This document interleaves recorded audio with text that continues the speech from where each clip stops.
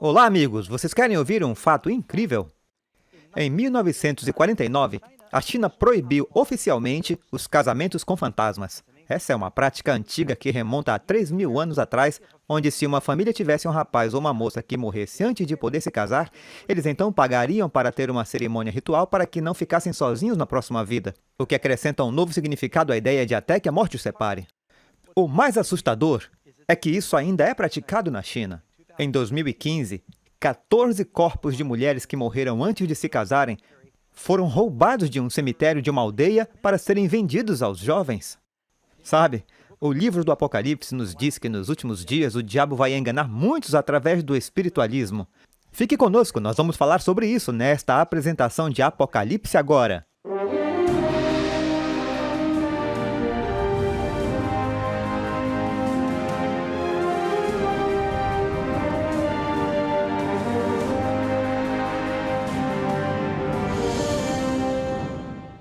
Bem, o nosso estudo desta noite está tratando do tema dos espíritos enfeitiçadores e vamos falar sobre alguns dos conceitos errados a respeito do que diz a Bíblia. O que acontece quando uma pessoa morre? Para onde elas vão? Quando elas vão? Então, aonde nós vamos para as nossas respostas? Vamos para a Bíblia. Mas antes de irmos à Bíblia, vamos dar um pequeno passeio por um cemitério. Você já fez isso antes? Você já caminhou por um cemitério? Talvez você tenha ido a um funeral e pouco antes ou depois você leu algumas das lápides. Algumas delas são, na verdade, um pouco desassoladoras. Você verá uma jovem morrer e logo ao seu lado está o bebê que morreu no mesmo dia. E parece que talvez ela tenha morrido dando à luz ou algo assim. Às vezes você verá uma família inteira e em seguida verá alguém que viveu até 115 anos. Por isso é muito interessante ler as diferentes frases que se encontram nas lápides dos túmulos. Algumas pessoas, na verdade, até têm senso de humor na hora da morte. Eu vi este anúncio para esta lápide e ele diz: "Eu lhe disse que eu estava doente." Eu tenho uma pequena coleção de algumas das lápides engraçadas que nós vimos. Há uma sobre, que diz: "No dia 22 de junho, Jonathan Fiddle, violino, saiu do tom." Há uma lápide no cemitério de Thurmond, Maryland. "Aqui jaz um ateu, todo vestido e nenhum lugar para ir." Mais um. "Aqui jaz Johnny East, fermento, perdoe-me por não subir."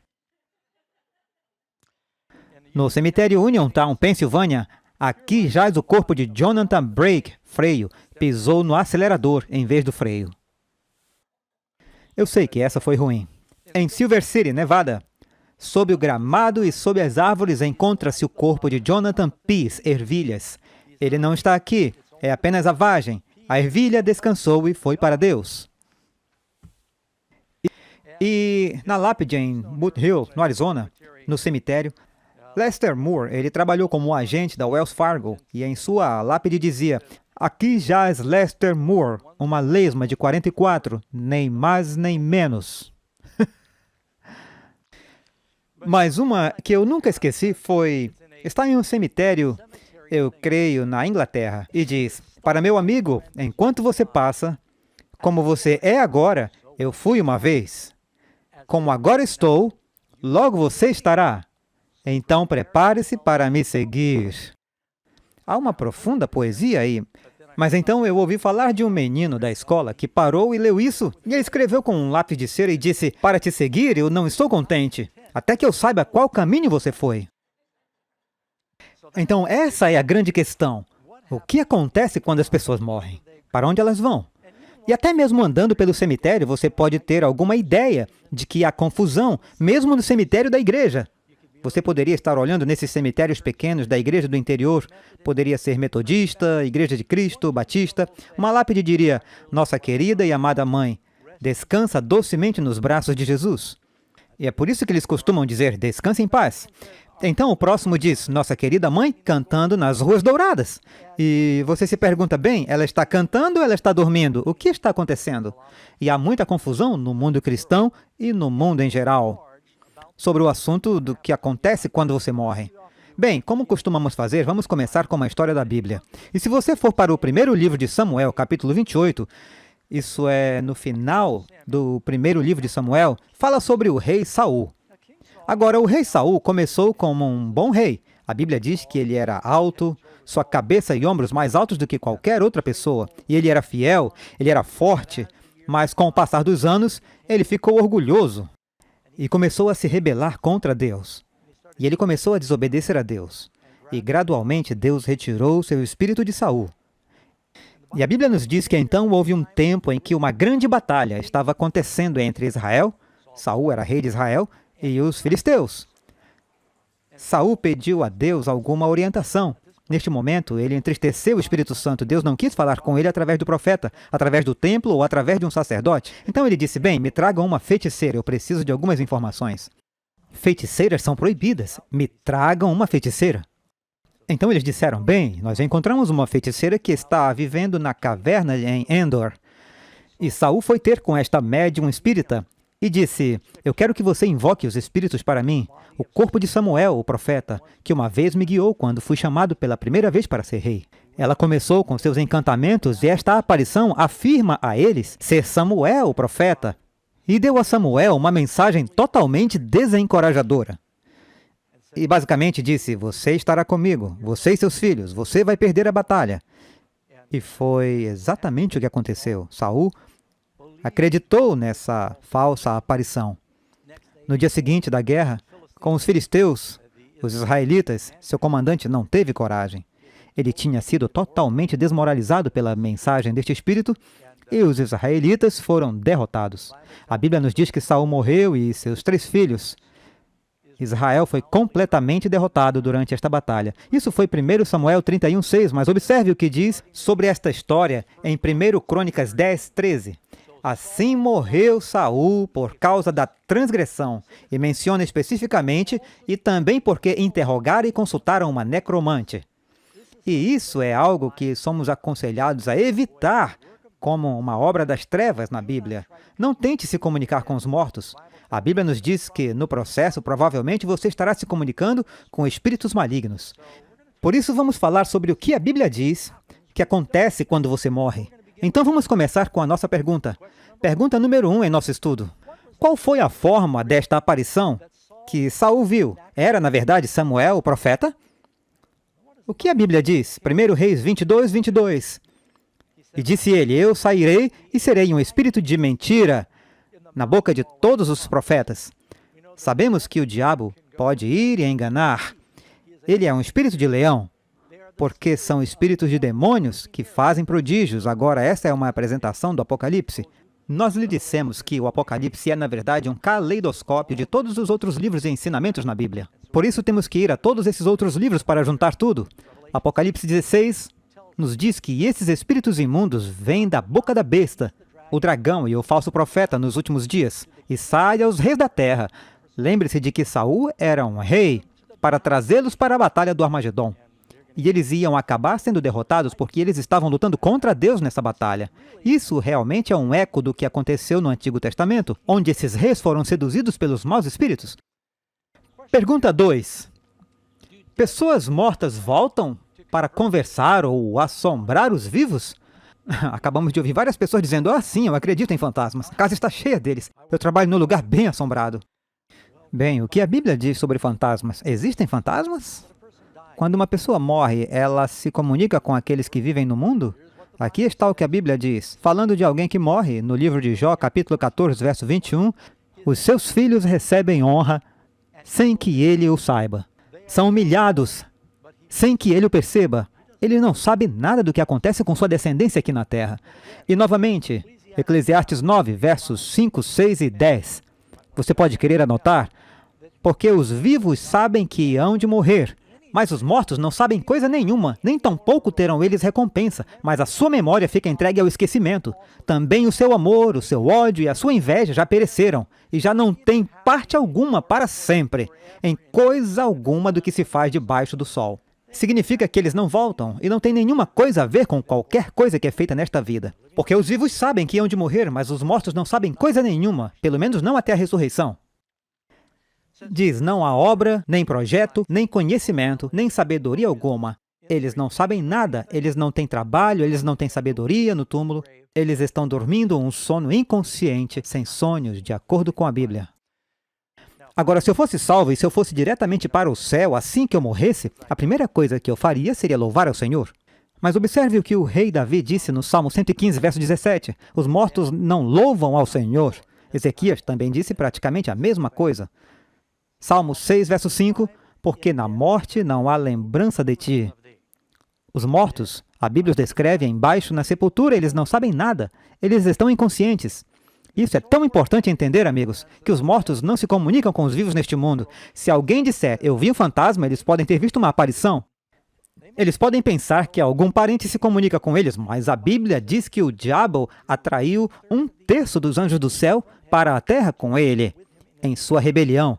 E agora esses anjos caídos são chamados espíritos malignos e demônios, e eles enganam as pessoas.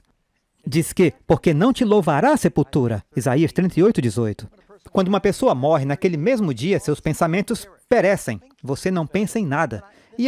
Isso é apenas um punhado de todos os versículos da Bíblia que deixam extremamente claro que os mortos não se comunicam com os vivos. Deixe-me pular bem rápido. Isso não está na lição, eu não acredito, mas eu quero ler para você. Isaías capítulo 8, e eu acho que é o verso 19 e 20, onde fala sobre esse assunto. Quando eles dizem para você, verso 19, Isaías capítulo 8, quando, pois, vos disserem, consultai os que têm espíritos familiares e os adivinhos que sussurram e murmuram, porventura não consultará o povo a seu Deus? A favor dos vivos consultar-se-á os mortos? Então os vivos procuram a informação dos mortos? A lei e o testemunho, que significa a lei e os profetas. Se eles não falam de acordo com essa palavra, não há luz neles. Então, o próprio fato de que Deus proíbe os médiuns, eles não estão falando de acordo com a palavra de Deus. Não devemos estar consultando médiuns. Fique comigo e você verá muito mais sobre esse assunto.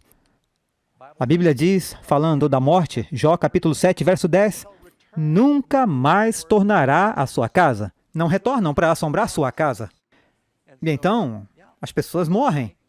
Elas estão dormindo um sono tranquilo, sem sonhos. Pergunta 3. De acordo com o livro de Apocalipse, quem tem as chaves da morte? Um médium pode trazer alguém de volta da morte? Não. A Bíblia diz que é só Jesus que tem esse poder. O poder da vida pertence somente a Deus. O diabo não pode dar a vida. Ele não pode ressuscitar a vida. Apocalipse 1, 18. Eu sou aquele que vive e fui morto. Mas eis aqui estou vivo para todo sempre.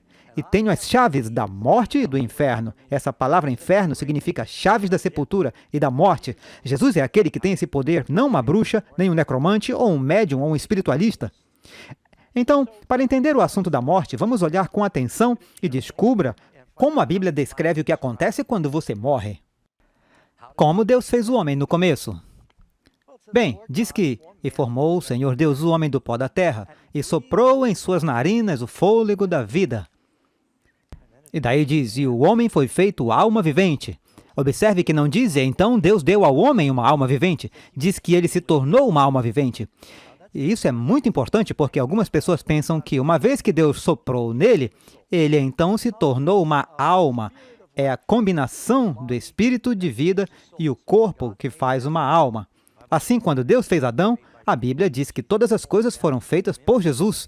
Então, Jesus formou Adão em sua própria imagem, e todas as peças estavam lá, e fez do pó de cinzas da terra, e então ele basicamente lhe deu um beijo da vida, ele soprou nele o sopro de vida, o homem começou a respirar este dom, essa energia, essa essência da vida, é o que Deus deu a ele, e ele então se tornou alma vivente.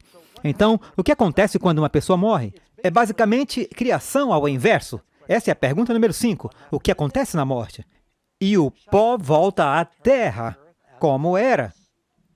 Sabe, muitas vezes em um serviço à beira do túmulo, o pastor cita aquele verso que foi dado a Adão. Pó você é e ao pó você retornará. Eu me lembro de uma vez que um menino veio para sua mãe e disse, mamãe, é verdade que Deus fez o homem do pó? E ela disse, sim, filho. E ele disse, mãe, é verdade que quando morremos voltamos ao pó? Sim, filho. E ele disse, mãe, eu olhei embaixo da minha cama e há alguém lá, mas eu não sei se ele está indo ou vindo. Então, diz que o pó volta para a terra. E então, o Espírito volta a Deus que o deu. Agora, quando as pessoas leem esse verso, o Espírito torna a Deus, eles pensam que significa que sua alma voa para fora do seu corpo quando eles morrem, alguns fantasmas dentro deles, e sai como esta alma desencarnada que está consciente fazendo as coisas. A Bíblia não diz isso. A Bíblia ensina que essa palavra espírito é a respiração, retorna para Deus que o deu. É uma palavra hebraica, ruach. É meio que tem que dizer isso com um som áspero, ruach. E isso basicamente significa respiração. Em grego é a palavra pneuma. Como você sabe, pneumonia. Ferramentas pneumáticas, está falando sobre isso, o vento, essa respiração. Nota que prova isso, Jó 27, verso 3. Que enquanto em mim houver alento e o sopro de Deus nas minhas narinas. Agora, eu não creio que alguém já orou, Senhor, por favor, encha meu nariz com o seu Espírito. Pois estamos pensando no Espírito Santo, mas se você está dizendo ar, bem, tipicamente o que você estaria pensando? Ele está falando sobre minha respiração, está em mim, e o Espírito do sopro de Deus está em minhas narinas, isso é tudo que importa. Então, quando uma pessoa morre, basicamente, Deus toma o poder da vida, que ele soprou em Adão, o sopro da vida. Ele se tornou uma alma viva. Quando você morre, seu corpo se decompõe. A maneira que seu corpo e suas funções cerebrais. É o sopro da vida que está em um cérebro operacional consciente. Quando você morre, você não está consciente. Você está dormindo. O espírito é como o céu não permita que, durante este seminário, estamos orando. Não tenhamos um desses famosos blackouts na Califórnia, quedas de energia. Se alguém desconectar a energia, não tenha nenhuma ideia, mas se alguém desligasse a energia, para onde é que a eletricidade vai?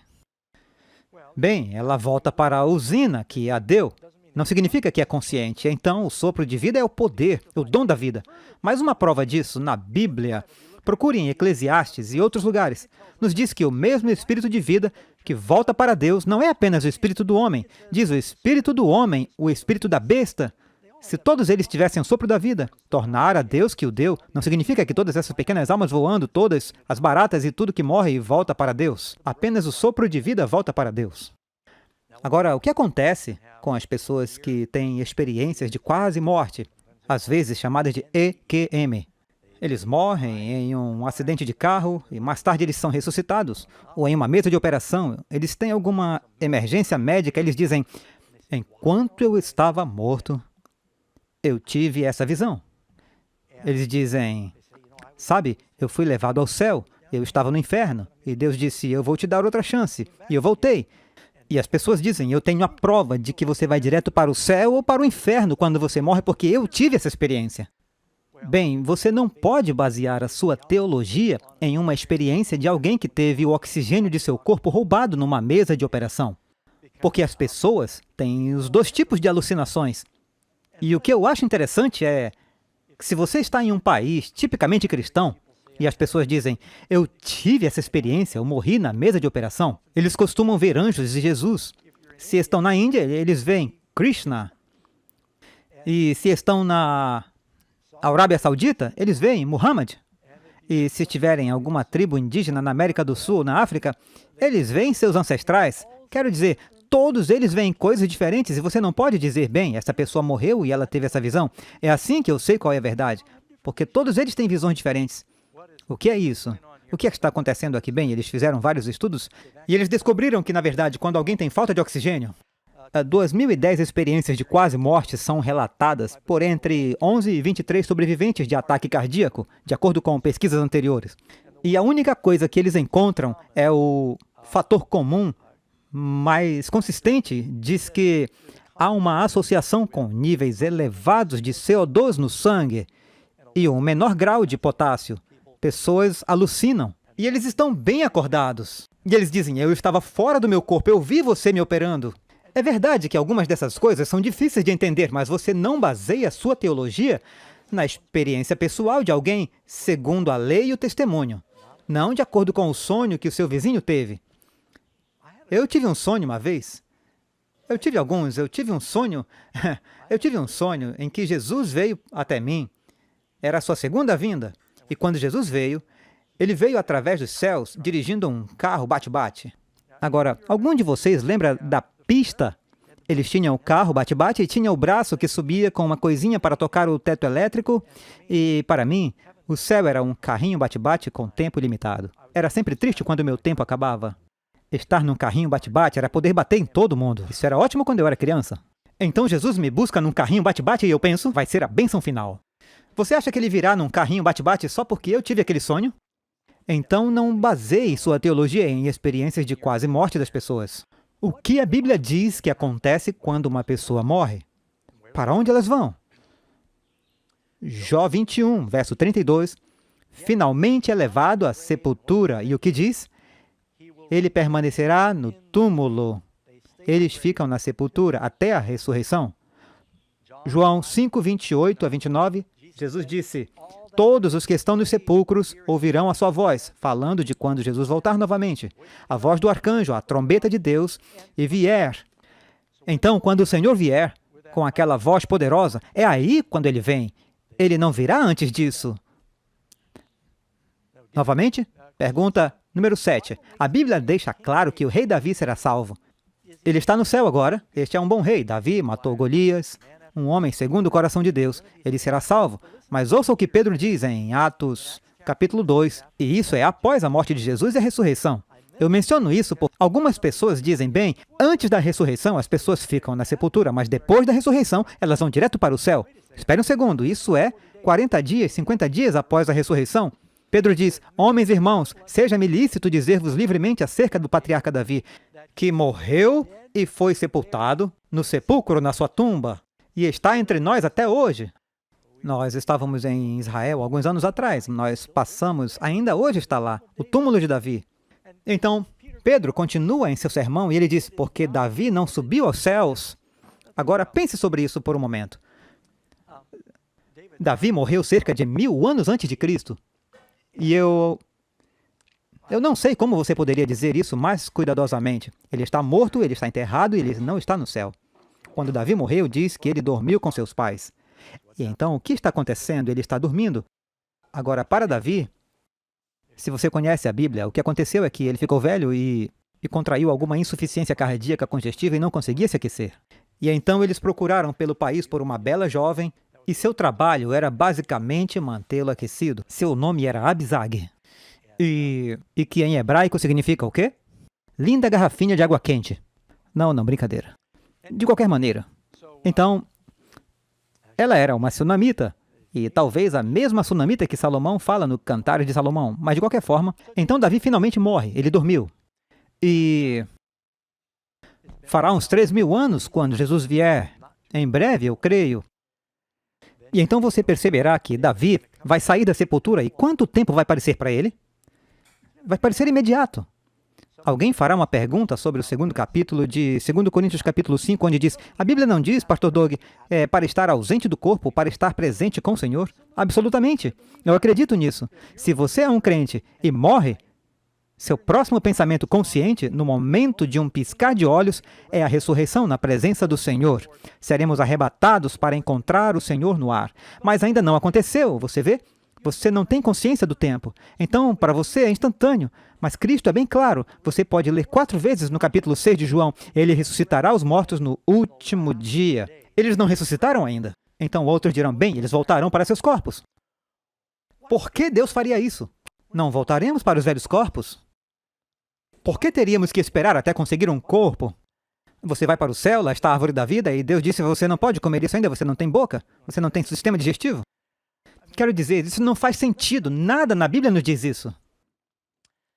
Tem alguém no céu agora? Sim, e isso é onde algumas pessoas se confundem. Há algumas pessoas que são exemplos especiais que foram para o céu. A Bíblia diz quem são eles. No capítulo 9 de Marcos, verso 1 a 8, você pode lê-los em Lucas, também Mateus, diz, Jesus subiu a montanha com Pedro, Tiago e João, e Moisés e Elias apareceram a ele lá e conversaram com ele. Bem, como eles foram para o céu? A Bíblia nos diz, Elias foi para o céu em uma carruagem de fogo. Nessa música, vem logo minha carruagem. Minha Bíblia diz, uma banda cheia de anjos levou ele para o céu. Ele não morreu. E Moisés chegou lá. Você pode ler no livro de Judas, no verso 9, mas o arcanjo Miguel, quando contendia com o diabo e disputava a respeito do corpo de Moisés. E acreditamos que isso foi cerca de 3 dias após a morte de Moisés. A Bíblia não diz 3 dias, mas nós sabemos que esta é uma tradição judaica chamada de Assunção de Moisés, que 3 dias depois o Senhor o ressuscitou. para que Moisés pudesse testemunhar o povo cruzando para a terra prometida.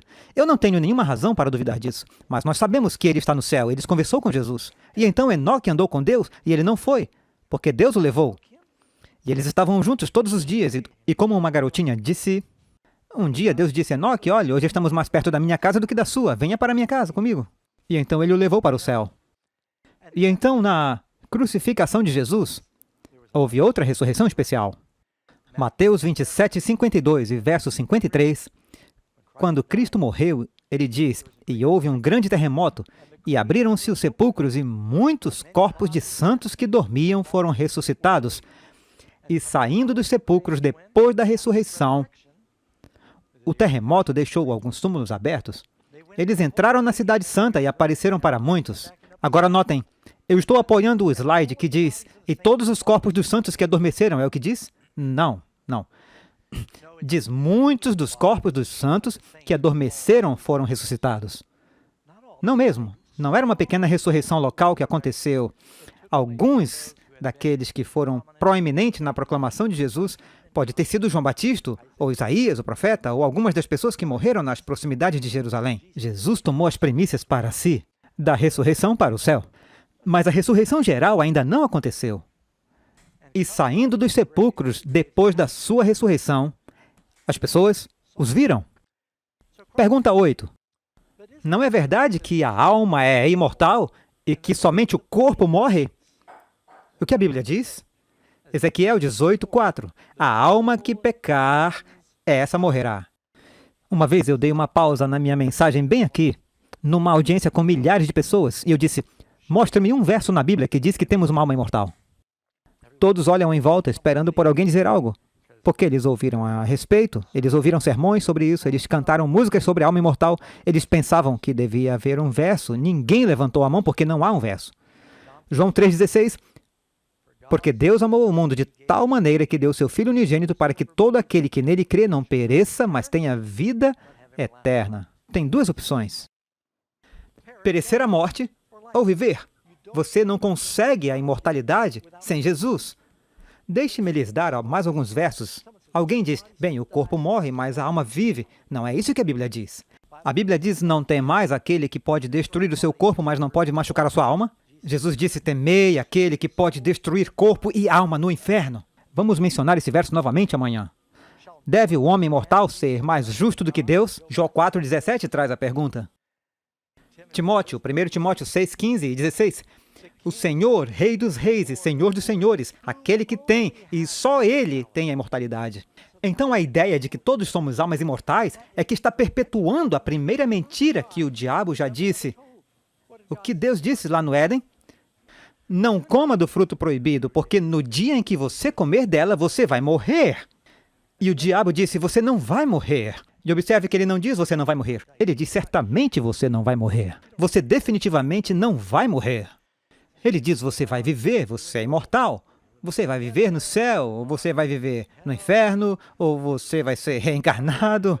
Mas o diabo tem falado a todas essas religiões, você não vai morrer. Você pode se casar com outro cadáver na próxima vida. Eles recebem todos esses tipos de ideias sobre o que acontece depois que você morre. Só Deus tem a imortalidade de acordo com a Bíblia. A imortalidade é um dom dado exclusivamente para aqueles que são salvos por Jesus. Não é todo mundo que tem. Quando será dada a imortalidade aos justos? A Bíblia diz em 1 Coríntios 15, 51 a 53...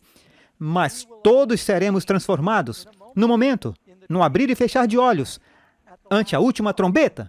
Então, quando isso acontece? Acontece na última trombeta. Está no futuro. É quando teremos a transformação. Porque a trombeta soará e os mortos ressuscitarão incorruptíveis. E o que é mortal se revista da imortalidade. Quando obtemos imortalidade? Você acabou de ler. Não são minhas palavras. E ainda tem muitos do mundo cristão que estão ensinando contos de fadas. Você ouve isso o tempo todo. Alguma pessoa famosa falece e, não muito tempo atrás, eu creio que Robin Williams morreu, foi trágico. Ele tirou sua vida e então todo mundo comentando a notícia de que ele está no céu contando piadas de Deus agora. Deus está rindo. Não, ele não está. Ele está dormindo no túmulo, esperando o dia do julgamento. Os mortos estão esperando, estão dormindo. A imortalidade não é dada a uma pessoa, imediatamente quando ela morre. Eles não experimentam isso, eles têm que esperar até a ressurreição por seus corpos imortais. 1 Tessalonicenses 4,16. Porque o mesmo Senhor descerá do céu com alarido, e com voz de arcanjo, e com a trombeta de Deus, e os que morreram em Cristo ressuscitarão primeiro. Quando? Quando o Senhor descer do céu com alarido. Deixe-me procurar outro verso para você. Eu não creio que eu incluí na minha apresentação, então eu quero ler isso para você. Isso está em 1 Coríntios 15, verso 22. Isso, para mim, é o que chamamos de escritura enterrada. Se isso não estiver claro, nenhuma quantidade de evidência convencerá uma pessoa. Paulo está tentando explicar à igreja de Corinto. Eles tinham muitas confusões sobre a ressurreição, e o que acontece, e quando acontece. E ele disse: porque assim como todos morrem em Adão, todos nós meio que herdamos a natureza de Adão, temos esses corpos que morrem, mas mesmo assim, em Cristo, para aqueles que estão em Cristo, todos serão vivificados, mas cada um em sua própria ordem. Aqui está a ordem: as primícias de Cristo. Jesus foi ressuscitado por volta de 2000 anos atrás. Depois, os que são de Cristo na sua vinda. Então, quando eles sobem, eles não subiram ainda em sua vinda. Mas, Pastor Doug, você está tentando me dizer, todos esses anos, eu pensei que minha mãe e meu pai, eles estavam no céu. Vovô, vovó, eles estão olhando para mim. Eu pensei ter sentido a presença deles. O que estava acontecendo lá? Bem, eu simpatizo com você. Mas sabe, eu não quero desencorajar ninguém, em primeiro lugar. Você realmente quer seus entes queridos olhando lá do céu sobre o que está acontecendo aqui na Terra e pensando em todas as lutas que você pode estar tendo? Perdão, desculpem. Não. Bem, como eles desfrutariam o céu se eles vissem você aqui tendo um período difícil? Isso não vai ser o paraíso para eles. E apenas imagine, uma jovem mãe morre e ela deixa alguns filhos para trás e em seguida o marido se casa novamente e você tem uma madrasta má que bate nas crianças e a mãe está no céu. Ela estaria se divertindo, mas e eles estariam gostando disso? Eles não vão curtir muito isso, não. Não, eles estão descansando em paz. Mas, irmão Doug, sabe, eu perdi meu marido, a minha esposa, eu senti a presença deles, eu senti eles próximos, eu senti que estava recebendo algumas mensagens. De repente, eu vi uma mensagem de texto no meu telefone e eu pensei, eles estão me mandando mensagens. Eu tenho ouvido todo tipo de histórias incríveis. Bem, sabe, você pode sentir que eles estão perto. Eu sei, por causa de quando meu irmão morreu. Sabe, ele era o irmão mais velho.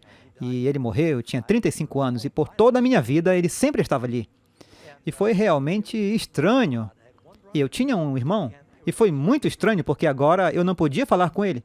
E às vezes eu senti que eu poderia apenas pegar o telefone e ligar para ele.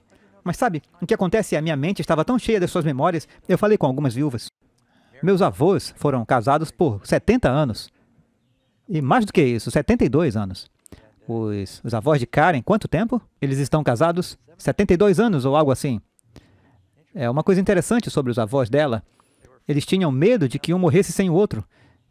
E ambos morreram no mesmo dia, no mesmo quarto, um com o outro. Depois de casado, ele tinha 100 anos e ela tinha 96, 95, sim. Meus avós estavam casados todo esse tempo. E então, não, eu estou bem, obrigado.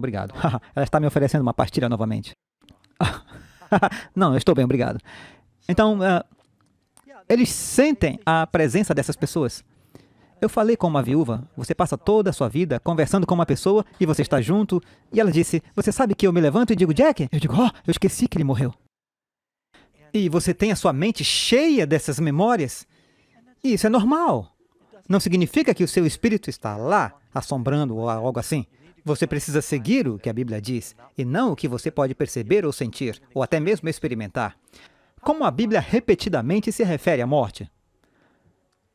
Nosso amigo Lázaro dorme.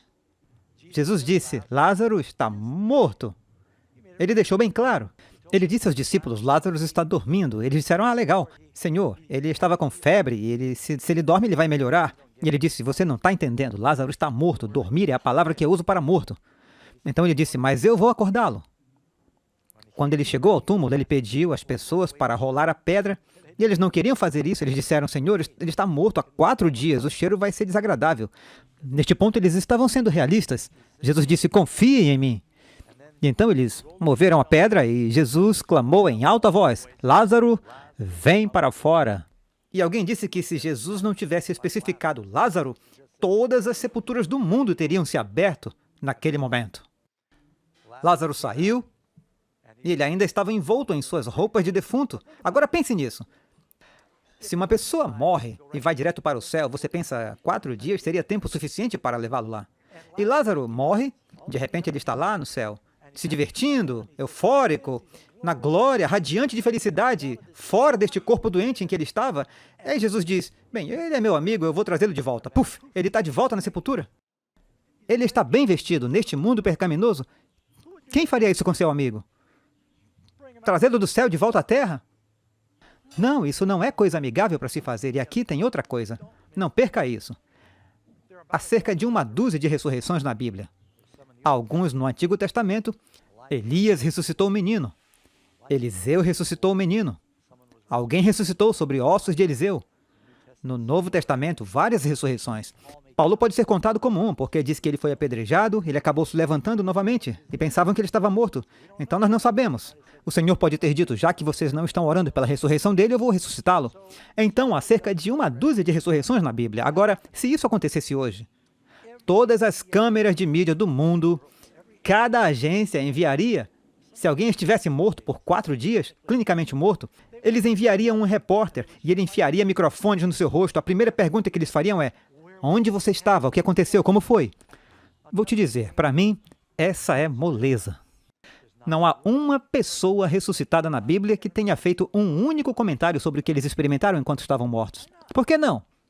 Alguém vai dizer, e sobre o homem rico na parábola de Lázaro?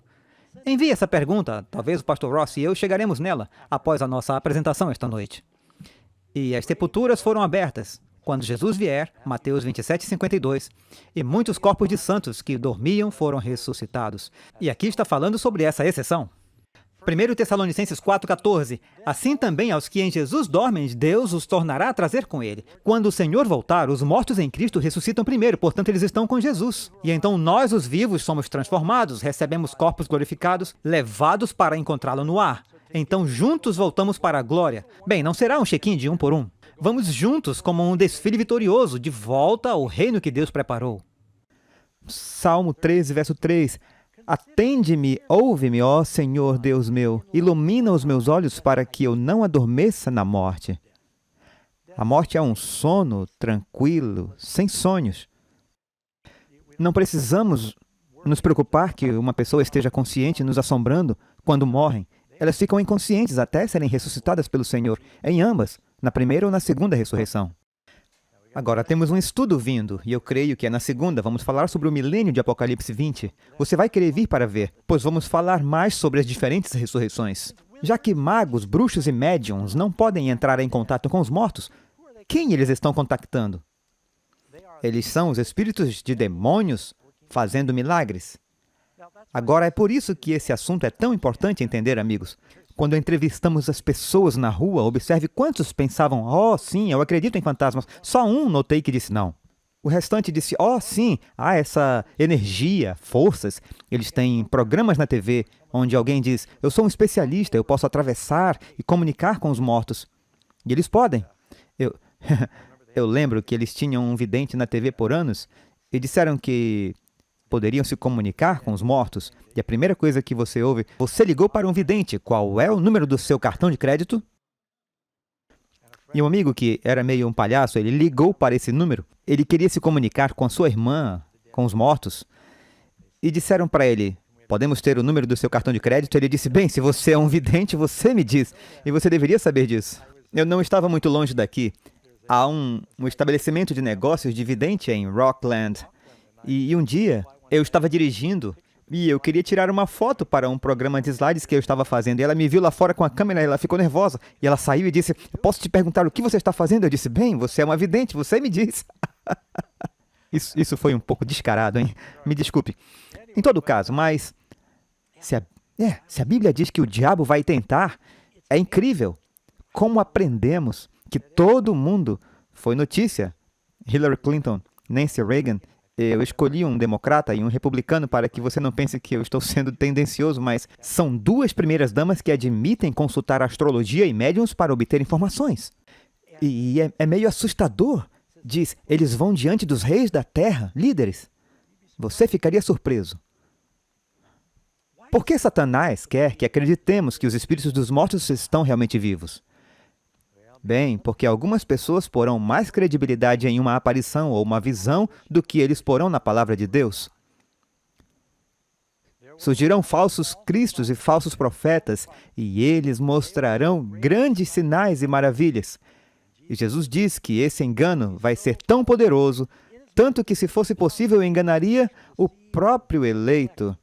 Cristo disse: vejam, eis que eu vos tenho dito antes do tempo.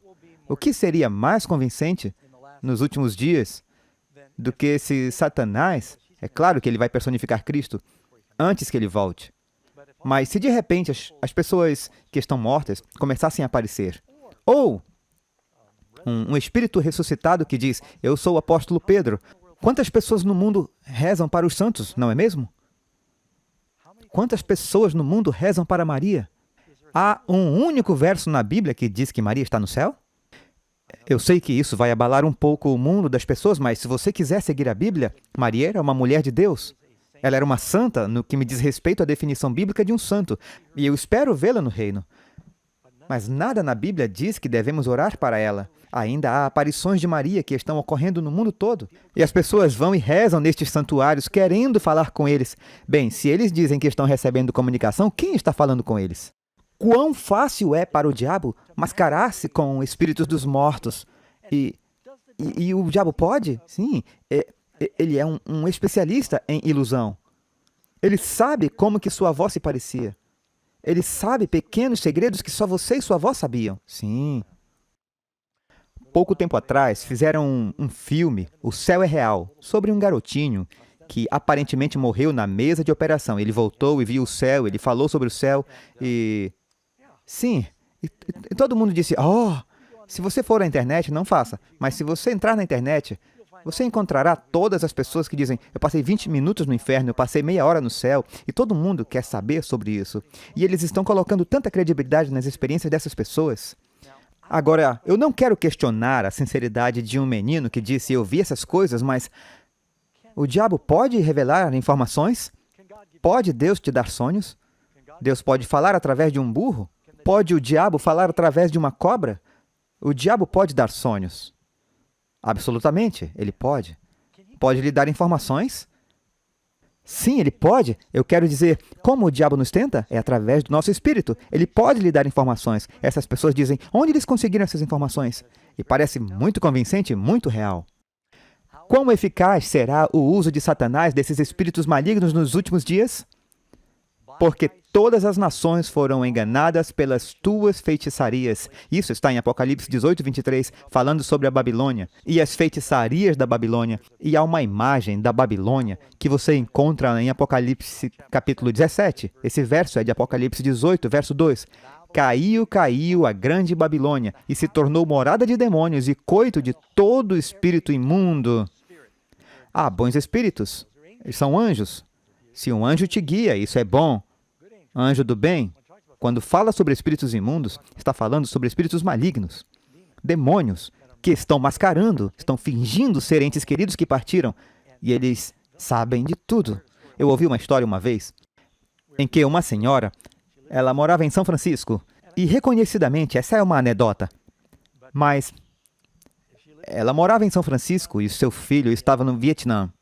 E ela recebeu aquela terrível mensagem que todos os pais temem, que dizia: lamentamos informá-la que seu filho está desaparecido em ação e presumimos que ele esteja morto. E ela ficou de coração absolutamente partido. Ela trancou a porta e não foi a lugar nenhum por dias. E ela ficou lamentando a perda de seu filho. Ela não tinha marido na época.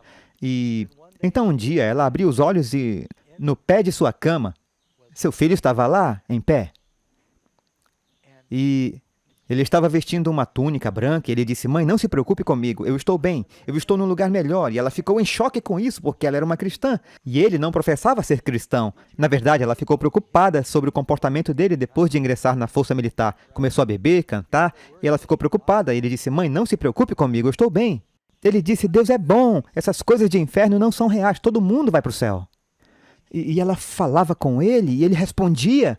Ela estava tendo essa experiência, ela sentia um conforto com isso, mas ela ficou receosa porque ela entendia que os mortos estavam mortos.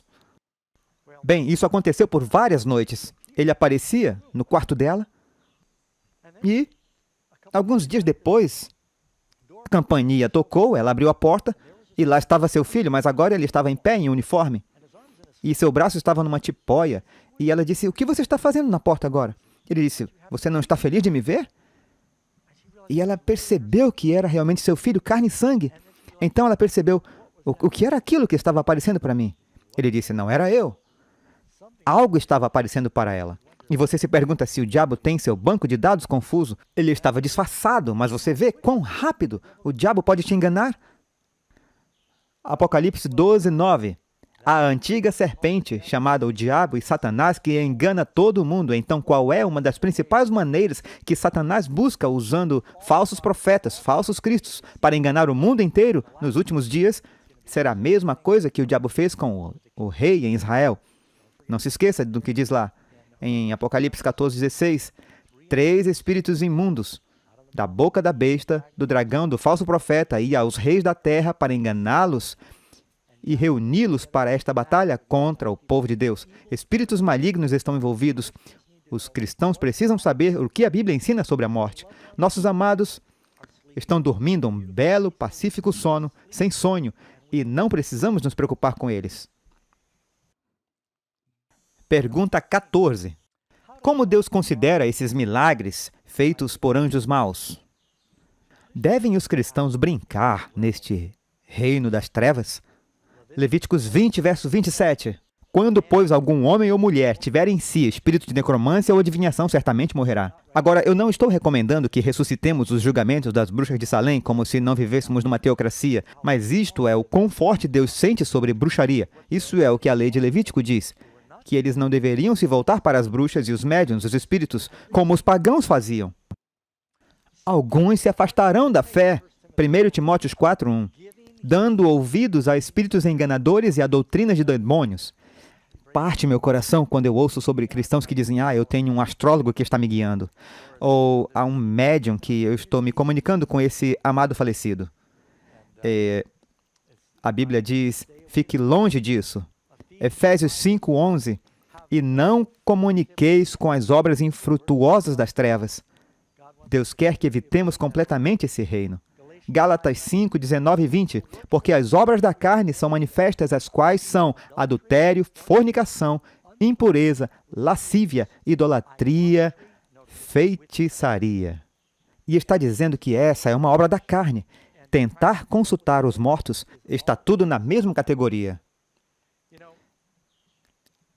Se você é um crente, você não precisa ter medo da morte. A Bíblia diz, aquele que tem o filho tem a vida. Aquele que não tem o filho não tem a vida. Sabe, você não pode matar um cristão. Cristãos não morrem. Cristãos dormem. Quando apedrejaram Estevão, ele disse, recebe meu espírito. Ele foi dormir. E, sabe, todos nós sabemos, as pessoas não gostam de pensar na morte. Deus nos fez querer estar vivos e ficar vivos, mas para o cristão, na verdade, devemos estar pensando na vida que dura para sempre. Ficamos tão preocupados com a vida temporária aqui que nos esquecemos daquela que realmente vai durar. E Paulo disse, eu estou em uma luta. Ele disse que estava na prisão esperando a execução. Ele disse, eu não posso esperar para ir e estar com o Senhor, imaginando que seu próximo pensamento ele ressuscitaria e estaria com o Senhor.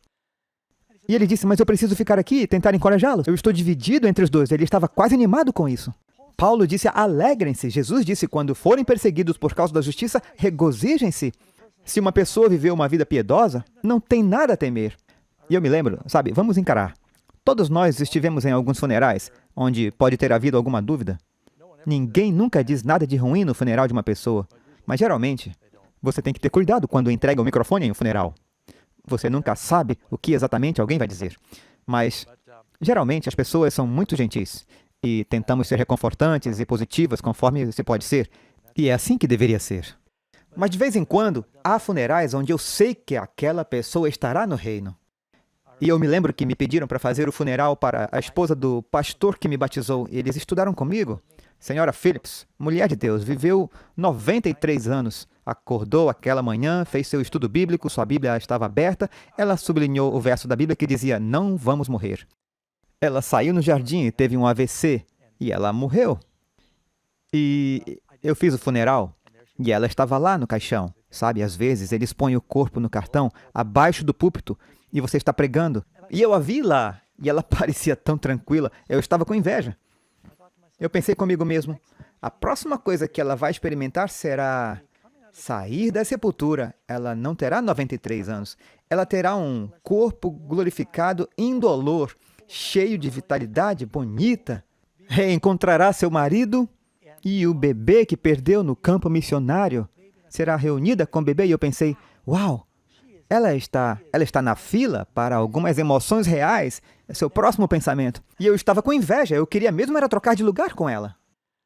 Porque, sabe, o que poderia ser mais valioso do que saber que você vai dormir em Cristo? E, sabe, eu creio que isso é realmente encorajador para um crente lembrar disso. Se você tem Jesus, você não tem que ter medo da morte. A Bíblia nos diz, mas quanto aos feiticeiros, a sua parte será no lago que arde com fogo e enxofre, que é a segunda morte. Mas que glorioso poder Deus oferece a seu povo!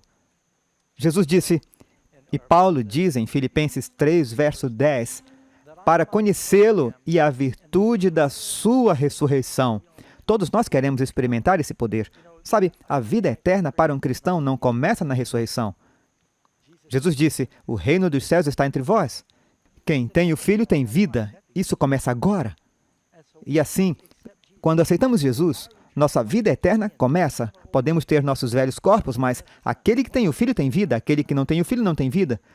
E sabe, ao fechar esses segmentos, amigos, eu gostaria apenas de encorajá-los a todos tomarem essa decisão de dizer, eu quero ter Jesus, eu quero ter essa vida, e convidá-lo a entrar no seu coração e na sua vida. Você gostaria de aceitar a oferta de Jesus de lhe dar o poder da ressurreição em sua vida?